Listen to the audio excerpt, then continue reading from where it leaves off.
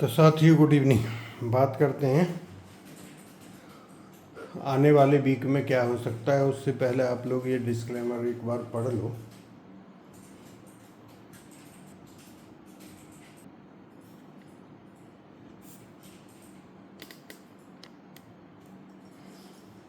तो साथियों बात करते हैं कि आने वाले वीक में क्या हो सकता है मार्केट में, राशिफल और लेवल्स। ठीक है, सबसे पहले जो वीडियो को लाइक और सब्सक्राइब कर रहे हैं उनका बहुत बहुत आभार और धन्यवाद। ठीक है, तो पिछले वीक का हमारा व्यू क्या था कि मार्केट बोथ साइड रहेगा। ठीक है, जिसने काम करना है दोनों साइड का लेके बैठो, नहीं तो मार्केट कहाँ से टर्न लेगा वो आपकी समझ में ही नहीं आएगा। मेरी बात समझ रहे हैं? समझ में नहीं आएगा। और कम से कम 250-300 पॉइंट एक साइड मूव करता है, उसके बाद फिर सोचो।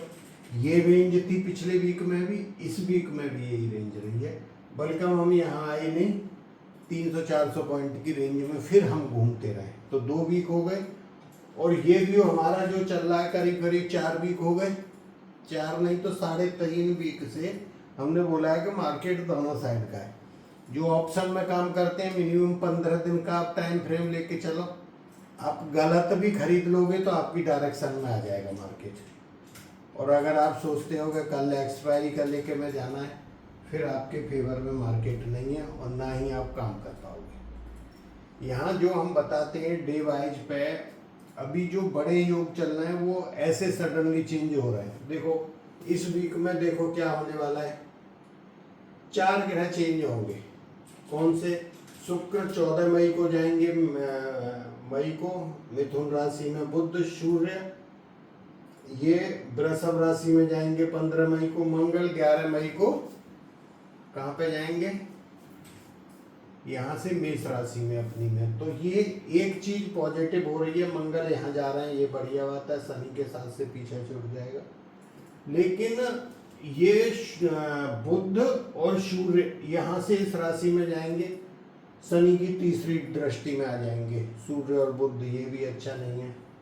ठीक है, और यहाँ से शुक्र जुपिटर के साथ आ जाएंगे। ये मध्यम है, ज्यादा बढ़िया नहीं। ठीक है, तो अभी भी 50-50 हो रहा है।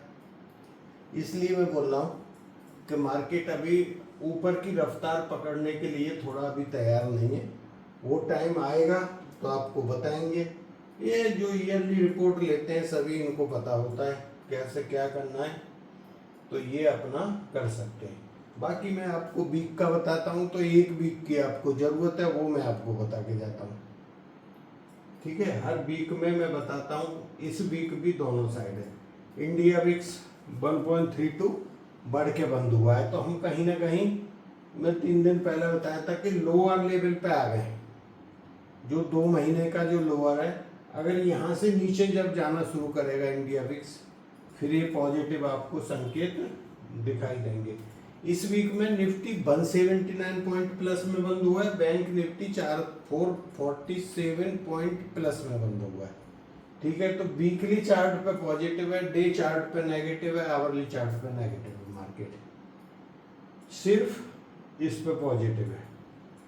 ठीक है, अब मैंने आपको जो फ्राइडे था, वो फ्राइडे नहीं, फ्राइडे के लिए बृहस्पतिवार को यहाँ पे मैंने एक लेवल लिखा था, ये वाला लेवल, कि जब तक हम इसके ऊपर नहीं जाते, ऊपर की सोचना ही नहीं। हम खुले 260 को भी नहीं, 253 का हाई लगाया था, ये भी नहीं कटा। अब आपको ऊपर जाने के लिए ये 260 काटना पड़ेगा। 170 पे 75 पे बंद होना, करीब करीब यहाँ से 2560 85 पॉइंट ऊपर निकलोगे जब भी पॉजिटिव है, नहीं तो नेगेटिव ही है मार्केट। लग क्या रहा है कि थोड़ा फर्स्ट हाफ नेगेटिव हो सकता है मंडे को भी। ठीक है, इस वीक में गुरुवार को, चलो मैं बता दूंगा, उसमें गुरुवार को 0 डिग्री बनना है बुध और सूर्य के बीच में। ठीक है, सूर्य और बुध के बीच में 0 डिग्री है, तो वो दिन आपको जरूर देखना है। वहाँ और भी योग है, वो पैरेलल योग बने हुए हैं, तो मार्केट जिस साइड निकलेगा वन साइडेड रैली आपको दिखा सकता है। ठीक है, मंडे के लिए दोनों साइड का मिक्स मान के चलो मार्केट को। हो सकता है पहले आपको थोड़ा दबाव दिखाई दे, फिर ऊपर आ जाए। अभी तो हमें ये एक पॉइंट ध्यान रखना है, और नीचे की तरफ 140 टूटता है तो फिर हमारे नीचे वाले लेवल और खुल जाएंगे।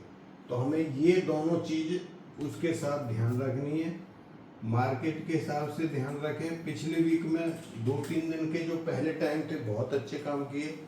फ्राइडे को हमारे हिसाब से क्या होना था, मार्केट ऊपर जाना था, मार्केट क्या हुआ, नेगेटिव गया।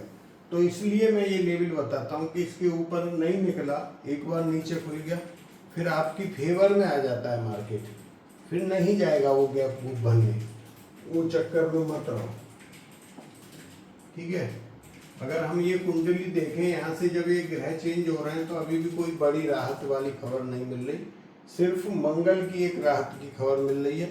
2-3 दिन मंगल इधर वर्गोत्तम रहेंगे, उधर ही शुक्र नवांश में नीच राशि में हो जाएंगे, तो वो कोई फिर बड़ी खबर नहीं है। ठीक है, तो यही रहेगा कि जब एक बार ऊपर को मार्केट चला जाता है तो आपका दिल नहीं होता कि यहाँ पुट लूँ, और जब नीचे आ जाता है तो बाइंग नहीं कर पाते। ठीक है, तो इसलिए इंट्राडे में काम कर लो। अभी मैं आपको 2 टाइम बता रहा हूँ 11 तारीख के लिए।